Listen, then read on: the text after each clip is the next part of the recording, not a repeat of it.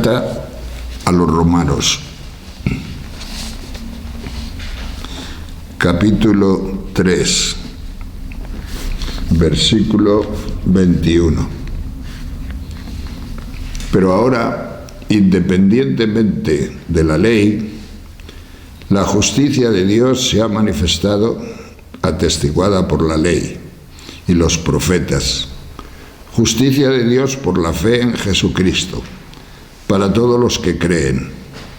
Pues no hay diferencia alguna. Todos pecaron y están privados de la gloria de Dios. Y son justificados por el don de su gracia, en virtud de la redención realizada en Cristo Jesús, a quien exhibió Dios como instrumento de propiciación por su propia sangre mediante la fe, para mostrar su justicia, habiendo pasado por alto los pecados cometidos anteriormente, en el tiempo de la paciencia de Dios, en orden a mostrar su justicia en el tiempo presente, para ser Él justo y justificador del que cree en Jesús. Palabra de Dios. Queridas hermanas, esta lectura que acabo de hacer, la carta a los Romanos, parece muy complicada, y lo es. Pero después, como todas las cosas, resulta que es muy sencillo cuando se está en la onda y cuando se está en el punto de mira. Fuera de ahí es un galimatías, como dice San Pablo en otra parte, que dice: hay un lenguaje que los que no están en la onda no entienden, el lenguaje del espíritu. Solo entienden el lenguaje de la carne. Pero nosotros estamos en el lenguaje del espíritu, y eso es lo más importante que nos puede suceder, que nos puede acaecer a todos nosotros. Pues bien, tengo que hablar dos charlitas sobre la carta a los Romanos, los primeros capítulos, según me habéis dicho, y entonces pues voy a coger un poco el hilo para llegar a lo profundo de los primeros capítulos de la carta a los Romanos. Y lo primero de que nos habla San Pablo es de lo pecadores que somos todos los hombres. Se podría decir en una frase: Dios nos encerró a todos en el pecado para tener misericordia de todos. Y así habla primero del pecado de los paganos. Parece que está haciendo un resumen o, digamos, un reportaje de cualquier grupo o manifestación gay, porque es de lo que habla fundamentalmente San Pablo cuando se refiere a el pecado pagano, hasta dónde lleva el pecado a los paganos. Pero después en el siguiente capítulo hace lo mismo con los judíos, y también a los judíos pues les pone a caer de un burro, en el sentido de que habláis mucho pero no cumplís nada, empezando por él, claro. Y al final termina diciendo: bueno, pues Dios tiene que tener misericordia de todos. ¿Y cómo se le ha ocurrido a Dios tener misericordia de todos? Pues con lo que va a venir, con la entrega de Jesucristo y la justificación gratuita de todos nosotros. A mí me da la impresión de que San Pablo no le importa mucho el pecado. No hace del pecado el centro para nada de la vida religiosa. No se trata ni de luchar contra el pecado, ni de el pecado que horrendo es, ni ninguna cosa de estas. Santo Tomás, yo creo que tomando, no sé, punta de esta psicología de San Pablo, nos dice en un lugar que pues Santo Tomás era muy atrevido. Nos dice que el pecado del hombre no ofende a Dios. Y claro, todos nosotros nos quedamos diciendo, ¿qué nos han dicho desde pequeños? Que el pecado ofende a Dios. Y dice Santo Tomás, no, el pecado no ofende a Dios. Entristece a Dios por el daño que nos hace a nosotros. Cuando pecamos los unos contra los otros, el daño que nos hacemos. Cuando pecamos de la forma que pequemos, a Dios le duele, pero por el daño que nos hace a nosotros. A Él no le hace ningún daño. Cuando miramos muchas veces esas teologías reparadoras, reparación y todo esto, pues yo no voy a decir que sea malo, pero por mucho mica salis. ¿Por qué? Pues porque no hace daño a Dios el pecado, sino a nosotros. Y entonces San Pablo, yo creo que habla del pecado, pero lo habla desde el punto de vista querigmático. Le interesa el pecado a San Pablo. Le interesa, llega a decir, si abundó el pecado, más sobreabunda la gracia. ¿Y por qué le interesa a San Pablo el pecado? Porque le interesa a Jesucristo. Porque gracias al pecado tenemos un Redentor, tenemos un Salvador. Y como su amor por Jesucristo era una especie de locura, pues venga el pecado si es necesario, con tal de que Cristo nos justifique, con tal de que Cristo esté ahí siempre dándonos gratuitamente su gracia, con tal de que nosotros también, puestos ahora ya en este momento, podamos pues amar a Jesucristo también.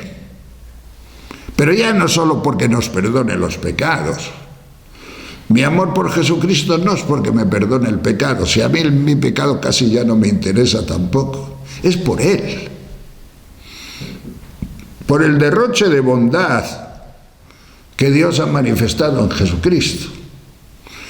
Eso sí que es entrar en la religión pura, en la dimensión pura de Dios. El que tenga esto en el corazón y vaya creciendo poco a poco en esto, pues va camino de las alturas. Camino de las alturas del conocimiento de Dios. ¿Y qué alturas son estas? Las que Dios te va dando, porque como vamos a ver ahora, la iniciativa procede de allá, la iniciativa procede de arriba. Pues bien, en este párrafo que hemos leído, pues hay un par de momentos que para mí son interesantísimos. El primer momento es este de que estoy hablando, de que Dios en Jesucristo,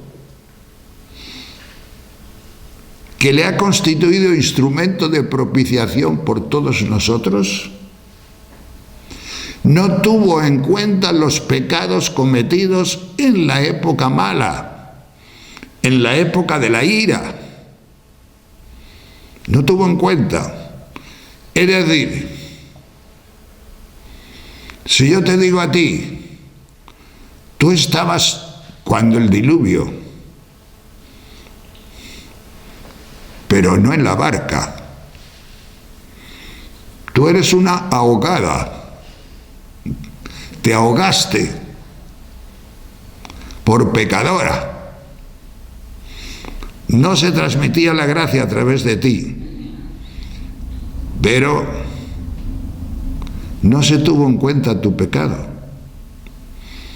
¿Por qué razón? Pues porque Dios ha querido eso. Y Porque nosotros tendemos naturalmente desde la teología de la retribución, que tenemos casi todos dentro, tendemos a condenar a los ahogados. Eran malos, malísimos. Pues Dios no tuvo empacho en pasar por alto los pecados desde el principio del mundo. Es más, el mismo Jesucristo, nos dice San Pedro, estando en el sepulcro, bajó a los infiernos a predicarse a sí mismo, a predicar su perdón, a predicar su justificación a todas las ahogadas de aquella época. Así que, hermana ahogada, sé humilde. Eres una ahogada, no eres de la barca, no. Pero alégrate, y alégrate mucho sencillamente porque estás salvada, y además gratuitamente, y amada y querida por Jesucristo. Instrumento de propiciación. Hace referencia, sabéis, a los sacrificios de la antigua alianza, ¿no? El día del Yom Kippur, por ejemplo, que era el día de la, ¿cómo se llama? Como fuera, del perdón, vamos a llamarlo así, que mataban 2 machos cabríos y sobre uno le imponían las manos y lo soltaban al desierto, y en esa imposición de manos iban todos los pecados del pueblo. Soltaban al desierto para que muriera. Y el otro lo mataban y aspergían con sangre al pueblo, al altar, etc. Entonces Jesucristo fue instrumento de propiciación para todos nosotros. Su sangre, digamos, es la que perdonó los pecados de aquella época y los de ahora también. Y hay otro elemento en este parafín que a mí me encanta, y es que aquí dice esta Biblia que tengo, que es la de Jerusalén, y casi todas las Biblias dicen que Dios lo hizo para mostrar su justicia. Su justicia. Pero así se entiende difícilmente. En positivo se entiende difícilmente. Pero si lo pones en negativo, como lo pone alguna otra Biblia, lo entiendes muy bien. Y lo digo, en vez de decir que Dios hizo esta cosa con Cristo, salvar a todos, a todas las ahogadas, y a todos los anteriores, y a los de Babel, y a Caín, y a todos los pecadores que han existido, en Jesucristo mostró su justicia, dice esta Biblia. Pero la otra traducción es, en Jesucristo, al hacer la salvación gratuita, demostró Dios que no es injusto, que no fue injusto. Porque podíamos decir, claro, pobres ahogados en el diluvio, pobres ahogadas, pero ¿qué sabían ellas? Entonces, claro, nosotros estaríamos en una condición infinitamente más propicia para la salvación, puesto que ahora sabemos tanto, puesto que ha venido Jesucristo. No, Dios no fue injusto con ellos. A ellos se les predica, y lo mismo que se nos predica a nosotros Jesucristo. No sabemos si alguno de los ahogados dijo, pues yo no quiero a Jesucristo, no sabemos. Porque tampoco vamos a negar que alguien pueda decir que no, porque la libertad del hombre es muy pejiguera. Y aún hoy día estamos viendo como muchos, aún viendo a Jesucristo, dicen no. Por influencia del demonio, o por sabe Dios qué misterios que a lo mejor yo nunca he captado en mi vida y no lo comprendo en la vida de otro. Yo no, yo prefiero ser como soy. Yo Jesucristo sí. Ahogado, soy un ahogado. No me importa ser ahogado. No me importa. Yo creo que nosotros ahora, en este momento ya, frailes y monjas que somos y encima dominicos, yo creo que ya vamos en la barca, ¿verdad? Ya somos transmisores de gracia, transmisores de Cristo. Ya es otra dimensión la nuestra y es bueno que lo creamos. ¿Por qué? Pues porque ya tenemos a Jesucristo bastante revelado, como lo tenía San Pablo, porque nosotros sabemos todo lo que sabía San Pablo y algo más, aunque él a lo mejor intimara más con Dios, pero lo que es otro tipo de sabiduría, después de 2000 años el Espíritu Santo no está quieto, siempre está actuando, siempre está obrando en nosotros. Pues bien, pero ¿cómo ha hecho Dios esto? Porque esto es una historia de salvación. Y esta historia de salvación pues empezó un día determinado con un hombre determinado, que se llamaba Abraham. Esto es la carta de los Romanos, es lo que nos cuenta San Pablo. ¿Y qué pasó? Pues mira que este hombre era un nómada. Jesucristo, el Señor, Dios, le dijo, tú obedéceme, vete a tal sitio y yo allí te daré lo que desea tu corazón. Y el corazón de un nómada desea dos cosas: tener hijos y tener una tierra, sobre todo una tierra en la que poder enterrar a sus muertos. Esto para nosotros ahora no tiene tanta importancia en la época de las cremaciones y de todas estas cosas, no damos el mismo culto a los muertos, en fin, que somos de otra mentalidad. Pero en aquel momento el culto a los muertos, el culto a los antepasados, era muy importante. Tener una tierra propia para, digamos, ser poseedor, afincarte y tener ciudadanía era muy importante. Y le dijo Dios, te la doy. Sal de tu tierra y vete al lugar que yo te indicaré, porque en ese lugar vas a encontrar esto que te prometo: hijos y tierra. Y Abraham salió. A su mujer no le dijo nada a Dios, que también tiene mérito en Sara, porque entonces no había más remedio, la mujer tenía que obedecer, pero también tenía méritos. No me extraña que por debajo, porque Sara siempre detrás de las puertas de la tienda hacía lo que le daba la gana, murmuraba, protestaba, se reía, hacía esto, este viejo chocho que me ha tocado como marido y todo eso, pero en público en silencio absoluto. Público en silencio absoluto. Y bueno, y se marcharon por tierra de Canaán.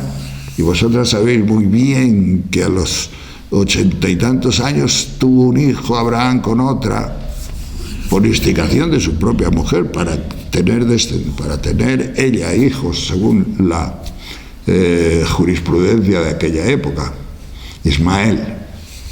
Pero cuando tenía Abraham 100 años y cuando ella tenía 90, todavía Dios le promete: ese hijo tuyo, que tiene ahora 13 años, ese no es el hijo de la promesa. No va a venir la gracia por ahí. Entonces Abraham, fe, se necesita fe, ¿no?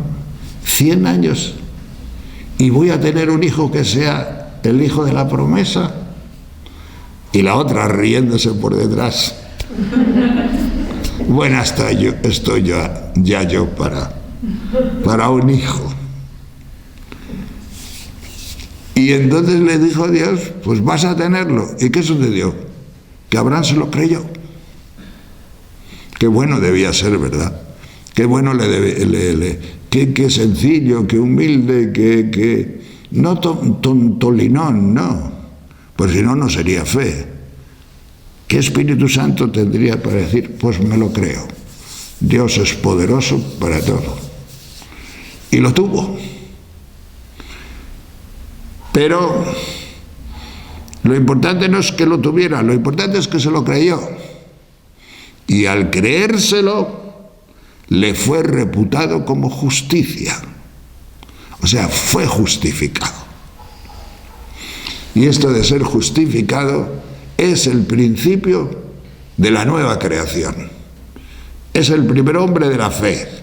Es el padre de los creyentes. Es el padre de la fe. Los judíos, por ejemplo, esto no lo mencionan. Para los judíos, Abraham es el padre de la nacionalidad. Es el padre de la circuncisión. Es el padre que funda un nuevo pueblo, pero no en la fe, sino en las obras. ¿Qué obras? Pues la circuncisión, sobre todo. Le circunda a la gente para que se demuestre: yo soy de una tierra en la que todos mis antepasados han sido pastores trashumantes, y naturalmente hay que hacer la circuncisión a las ovejas. ¿Para qué? Para que no se confunda con las de tío Indalecio. Porque mi abuelo, tío Argimiro, o tío Julián, mejor dicho, tenía sus propias ovejas y había que cortarles una parte de la oreja que no fuera la de tío Indalecio, sino que a cada uno lo circuncidaban de una forma distinta, a cada oveja, para que no se confundieran. Y si alguna oveja estaba perdida por el campo, veían y pertenece al tío tal, pertenece, pero estoy hablando de miles de ovejas que había. Pues así, en ese sentido, Abraham fue construyendo un nuevo pueblo que le dio, pues, su forma de ser. Pero San Pablo saca a colación, no. Lo importante de Abraham fue que fue justificado. Fue por la fe, fue justificado. Creyó. Y el mismo Jesucristo hace referencia en el Evangelio: Abraham vio mis días. Abraham sintió la justicia que proviene de mí.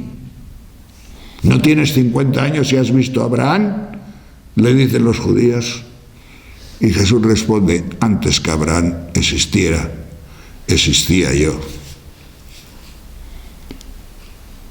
Pues bien, esta justicia de Dios pues trajo consigo a Isaac, y trajo, ¿cuánto le hizo sufrir Dios a Abraham en la fe? Para que no os quejéis vosotras ni yo en nuestras fees. Sara, por ejemplo, no vio la tierra. No me extraña que se muriera murmurando: ibas a tener una tierra. Pero claro, después, cuando se enterara Sara en el cielo, porque Abraham tuvo una tierra en Hebrón, porque cuando murió, Abraham no supo qué hacer con ella y tuvo que comprar un trozo de tierra, la finca de Macpelá, y allí había una cavidad y allí enterró a su difunta. Y los habitantes de aquella tierra le dieron la posesión notarial de ese trozo de tierra. Abraham era uno que poseía ya, por lo tanto, ciudadano de aquella tierra. Dios le había cumplido con la promesa. Tenía un hijo, poco. Dios no fue muy abundante en dones. Un hijito y una tierrita. Después de tantos años de hacerle sufrir, 100 años esperando, ¡oh, qué cosa! Pero bueno, después sí que le decía, y después lo quiso matar, cuando el sacrificio de Isaac. Pero Dios le decía, y el otro, como tenía fe: tu descendencia será, sal de la tienda, mira el cielo. Puedes contar las estrellas, mucho más numerosas. Será tu descendencia, mucho más numerosa. Pues bien, ¿qué tenemos nosotros que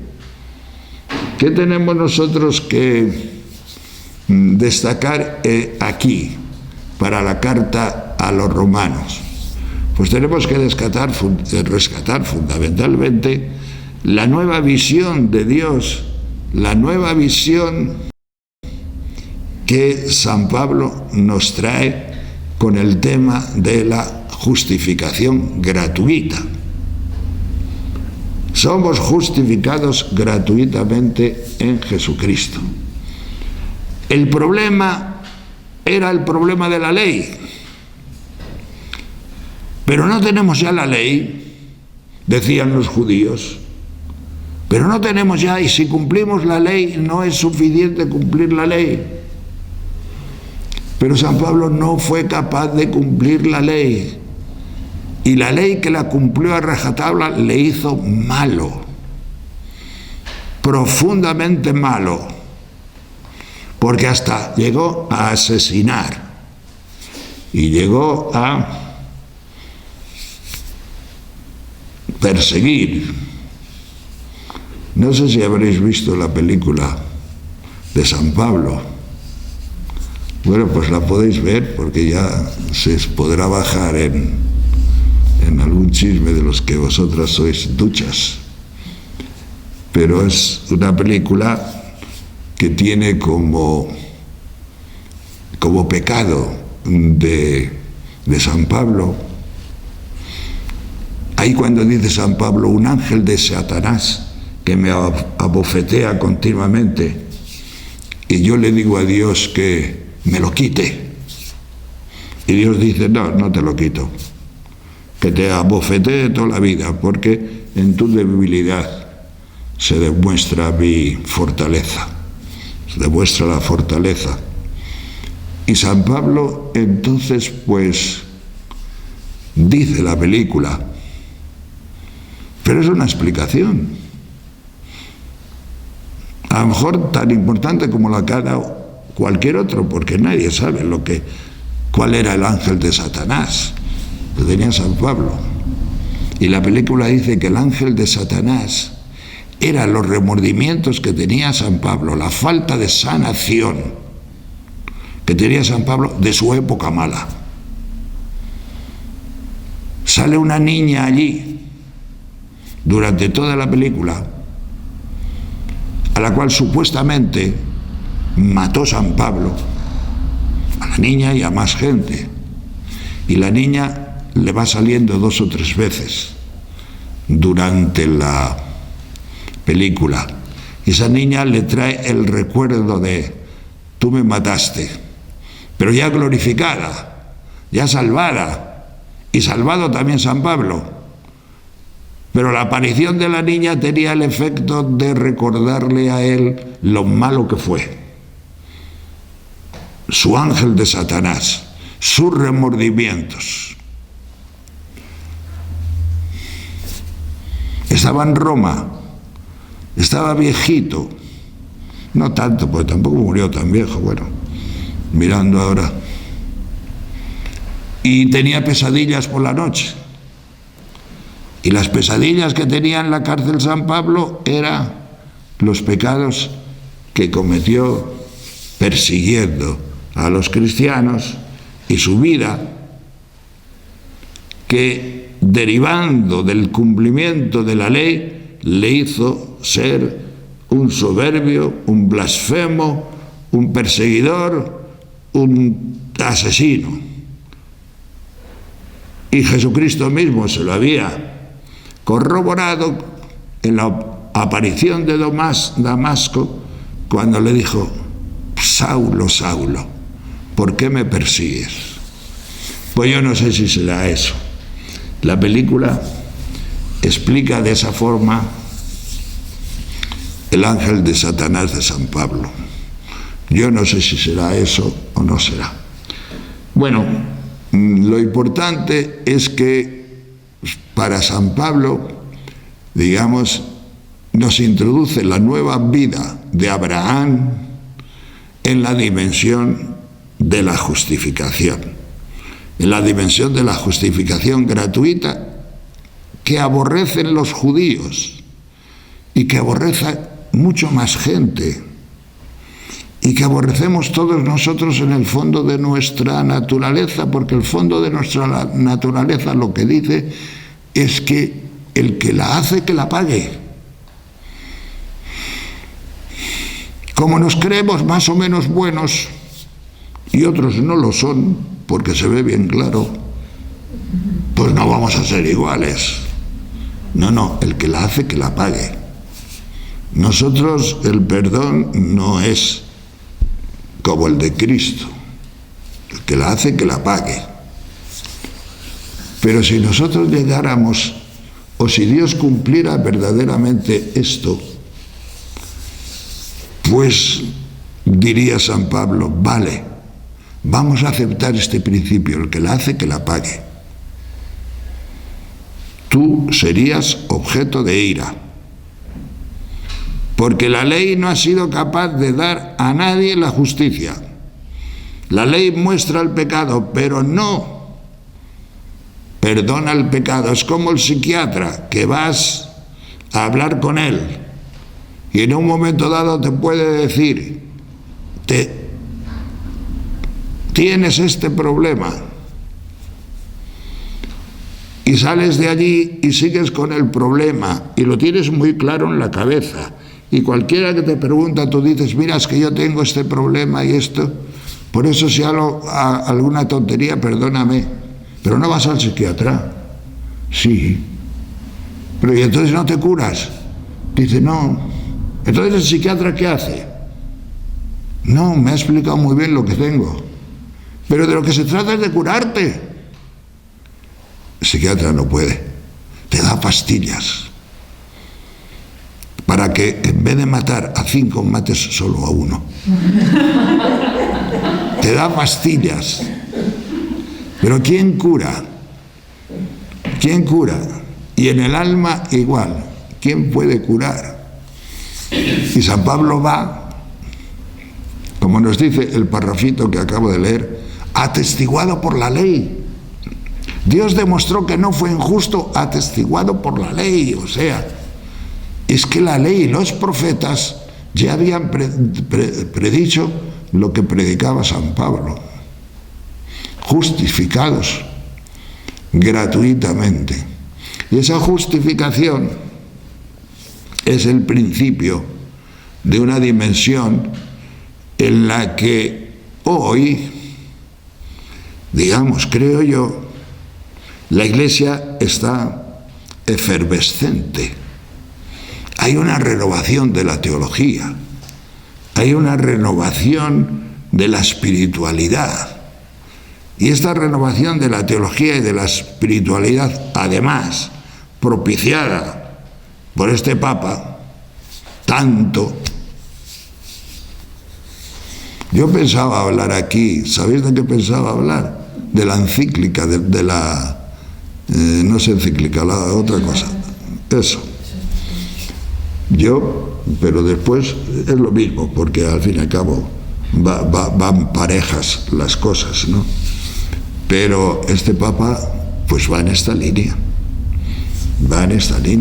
y te pone como ejemplo, que decía ayer, a los 2 grandes males que en este momento están destruyendo el crecimiento o el quehacer de la espiritualidad, que son los gnósticos y estos otros, como se pelagianos. Los pelagianos, que son los que van contra la justificación gratuita, son los que van contra la gratuidad, son los que van contra, no sé, el pelagiano te dice, la naturaleza humana está suficientemente dotada ya, y esa es la gracia verdadera. Está suficientemente dotada para ganarse por sí misma el cielo, con buenas obras. ¿Para qué otra gracia? Esta es la importante. Claro, eso es una teología que yo la llamo, no solo yo, hay algún dominico anterior a mí que lo menciona así, lo dice así, teología de la retribución. Teología, pues, de ganarse el cielo, ganarse por sí mismo la vida eterna, teología de méritos, teología de todo esto, pero no de justificación gratuita. Y después los gnósticos, que son, digamos, en este momento, pues yo lo definiría con dos elementos. Primero, los racionalistas, los que quieren llegar al cielo por pura razón, por pura razón. Y después la otra dimensión, que el Papa también se mete con ella, es la de los experimentalistas. Y hay algunos que hacen ideología de su propia experiencia. Y hacen a su experiencia madre y maestra de todo. Y eso hay mucho peligro en muchos sitios. Por ejemplo, los carismáticos. Hay mucho peligro en los carismáticos. ¿Por qué razón? Porque los carismáticos tienen experiencia. Y además buena, verdadera, del Espíritu Santo. Y crecimiento. Pero si te descuidas, llega un momento en que instituyes tu propia experiencia como norma de salvación para los demás, como si el Espíritu Santo no pudiera dar otras experiencias a otros. Entonces haces de tu experiencia una ideología, eres un impositor y dices a todo el mundo: esta es la única forma de conocer al Espíritu Santo y de... No. El Espíritu Santo es inmenso. Tiene miles de millones de formas de llegar a la gente. No. Sigue con los carismáticos, que son muy buenos, pero no instituyas la experiencia carismática como la única. ¿Por qué? Porque te cargas al Jesucristo que te justifica gratuitamente cada día de tu vida. Y el Papa se mete con eso también. Y tiene toda la razón. Por eso ya Julio Figar, aquel que murió a los 27 años, decía: líbranos, Señor, de nuestra experiencia. Líbranos de nuestra experiencia. Porque nuestra experiencia hecha ideología se la impones incluso a la Madre Superiora, quiera o no quiera. Y si no, no le das el voto.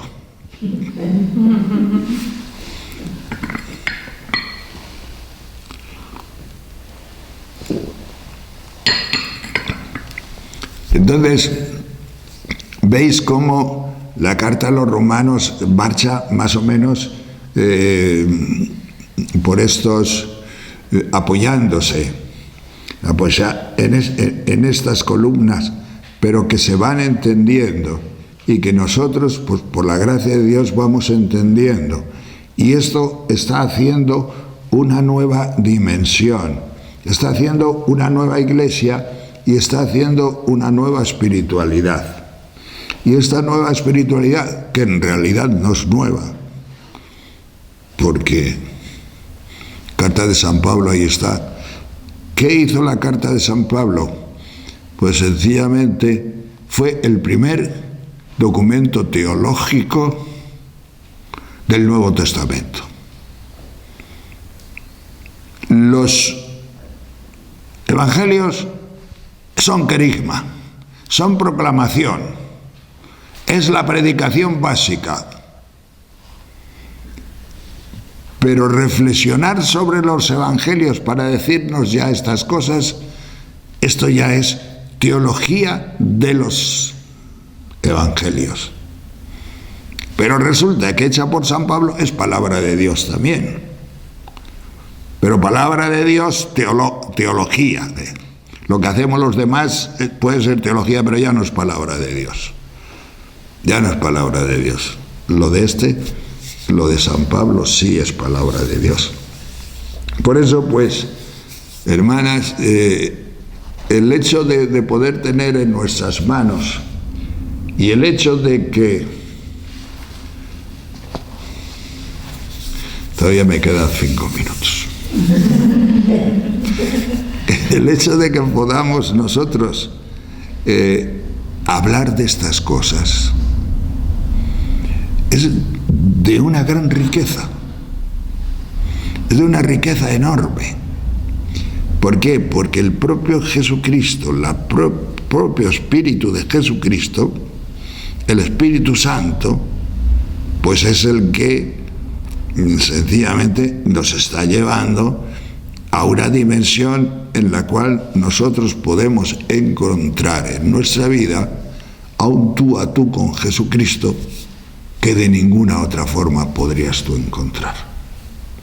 De ninguna otra forma podrías encontrar. Yo pienso muchas veces que imagínate tú que vas al cielo llena de méritos, 60 años en la vida religiosa, lo has cumplido todo, te has confesado de todos tus pecados, vas sin ningún pecado al cielo y llegas donde Jesucristo. Y Jesucristo dice, bueno, esta no tiene ningún pecado. Y te puede decir, pasa. Pero como un conserje profesional, pasa. Y tú dices, ay, qué poco me quiere. Parece el conserje del convento o de qué poco me quiere. Y claro, yo te digo, claro, si tú no le has querido nunca, tú has cumplido, pero no lo has querido nunca. Y sin embargo, si llegas allí, no con tantos méritos ni con tantas cosas, pero habiendo asumido y aceptado en tu vida la justificación gratuita de Jesucristo y el amor con que te ha amado gratuitamente, tú lo has recibido y has dicho, Señor, gracias porque soy tuya, porque todo lo que tengo tú me lo has dado. El encuentro no va a ser de conserje. El encuentro no va a ser sin amor. Habrá abrazo, pero abrazo fuerte. ¿Por qué? Porque ha habido amor. Ha habido amor en este mundo, no solo cumplimiento. Y si ha habido amor, y esto es bueno que nos lo revele el Espíritu Santo a todos, si ha habido amor, a Jesucristo le encanta de que tú vayas al cielo. Y vas derecha, como decía la Cecilia, debajo del manto de la Virgen, como Dominica de Pro. Como Dominica de Pro. Vas derecha, ¿por qué? Pues porque estás en la dimensión del amor. Has recibido el don y el don pues te ha dado capacidad a ti para poder entrar en la dimensión del amor, que la nuestra es como la de todo el mundo, pero con su tinte dominicano, con su cosa dominicana. Porque el abrazo de un predicador y de una predicadora a Jesucristo tiene mucho de colega. Tiene mucho de colega. Somos colegas en la predicación, en el esfuerzo y en todas estas cosas. Pues muy bien, hermanas, terminamos por esta mañana con este ratito.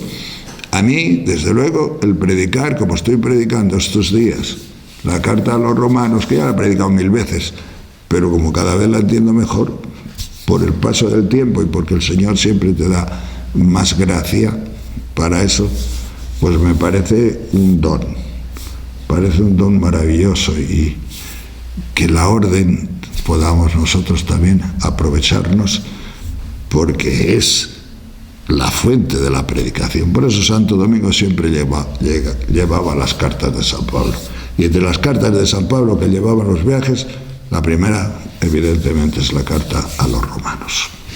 Muy bien.